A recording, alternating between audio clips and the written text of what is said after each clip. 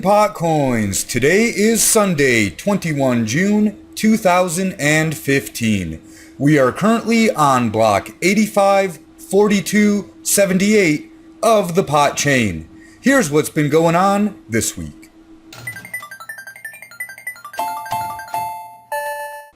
$13,000 merchants in Canada can now accept Popcoin. New Note Financial is a company based out of Vancouver, and they're working with Coin Payments, CoinTrader, and ShapeShift to settle crypto payments in Canadian dollars. New Note is supporting 55 different cryptos, with Popcoin obviously being the most important. Okay, not really, but this is still great news for all cryptos.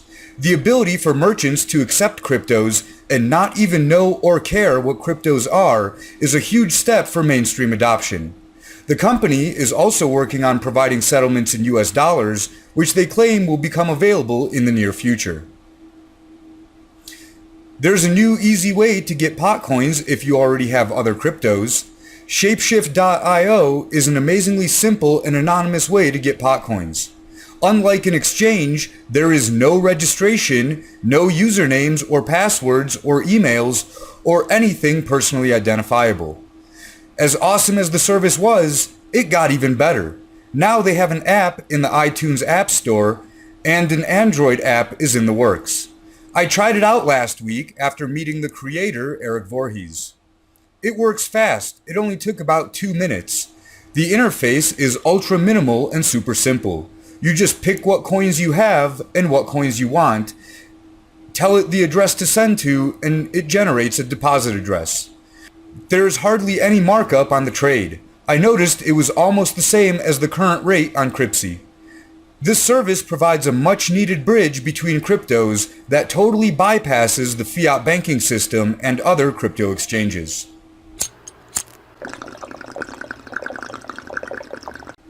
Denver's favorite pot activist, Mason Burt, is at it again.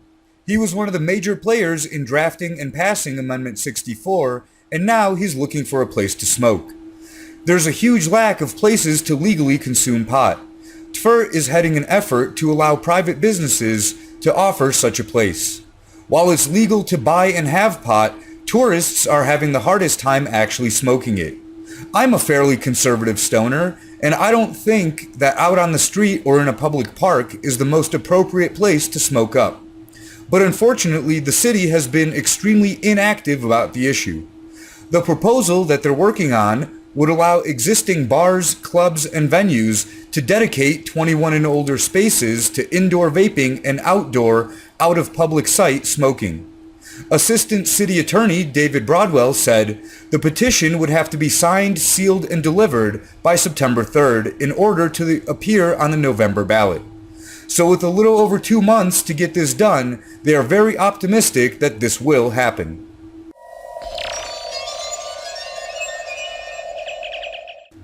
The Canadian Senate is warming up to Bitcoin.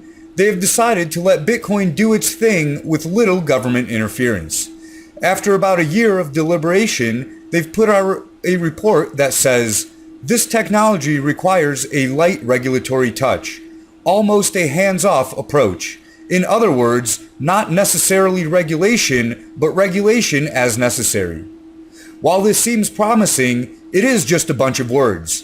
Over the next few months, we'll see what that means in application and in practical reality. Financial technology startups are moving to Asia and Africa.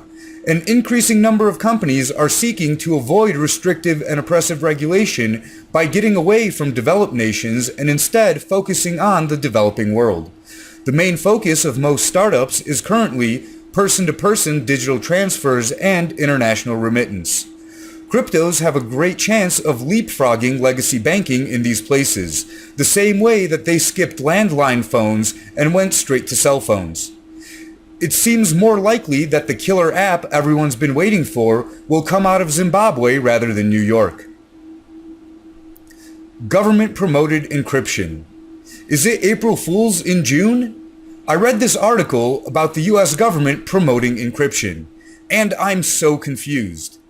As always, the link to the article is in the description below. If anyone has read or would like to read this, please comment and let me know if it's real. Supposedly, there's a massive campaign that the government is wasting millions on to inform and encourage the use of privacy tools and encryption. This comes shortly after the USA Freedom Act passed. For those not familiar with it, the Freedom Act says that the NSA will no longer collect data on citizens, but instead it forces telecoms to collect and store that information and make it available upon request. So now the telecoms are forced to spy on you and forced to store that data for the government. The Freedom Act was a big enough joke in itself, but now this encryption thing is even funnier.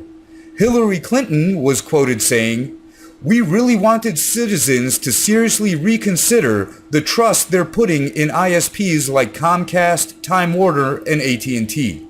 We thought this legislation would send a clear message that American telecoms cannot be trusted."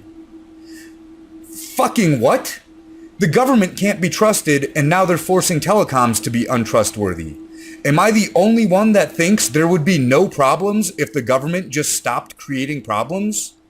But it gets better. The NSA, the National Security Agency, won't collect your data, but the NSAC, National Security Analysis Center, still will because they're exempt from that regulation. So, in the end, nothing is different except that now the government is forcing ISPs to violate your privacy. And still, there's even more. White House Press Secretary Josh Earnest said, "Everyone knows that early government spying was enabled by telephone lines. This was relatively easy because they were considered public utilities, and therefore under government control. So we did the same thing with internet cables to try to wake people up to the serious need for encryption." Are you fucking shitting me? They're claiming that this was on purpose for our own good. It's like an abusive parent violently and viciously beating a child and saying, "This is for your own good and this hurts me more than it hurts you." But the straw that broke the camel's back was the quote from Obama. That corrupt lying piece of shit said, "We considered encouraging a whistleblower to come forward about what's really going on at NSAC.